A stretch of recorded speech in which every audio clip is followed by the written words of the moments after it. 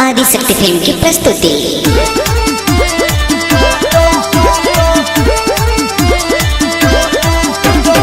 Music by Shankar Singh.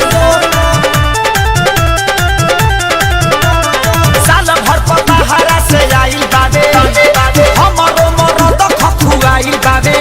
अरे साल भर पताहरा से आइल बाबे हमरो मरद खखुआइल बाबे।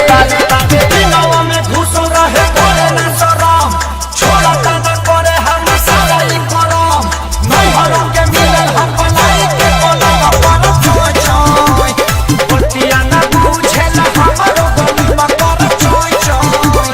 नैहरों के मिलल हम बनाई के बोलवा पर छोय छोय।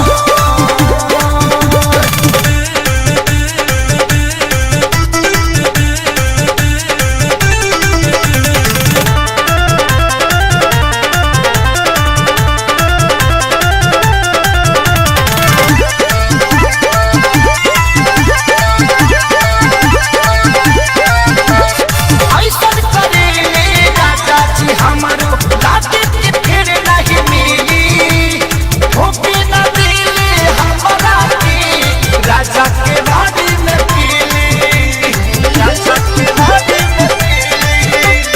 ऐसन करेले राजा जी हमरो लागे के फिर नहीं मिली। धोखे न दिले हमरा के सैया की बाड़ी में पीली। उठता दर्द मोरा अलगे अलग, प्यार से न प्यार करस करता रे जान। अपना बोलवा से दबानी हम तब पर छोय छोय, बतिया न मानेला हमारो बोलवा कर छोय छोय। नैहर के मिलल हम मलाई के बोलवा पर छोय छोय।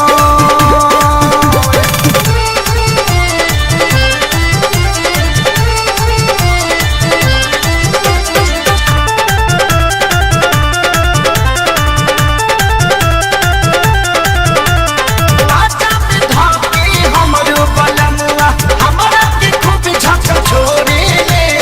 जैसे कोड़े ले जैसे भी माटी वैसे वो हमके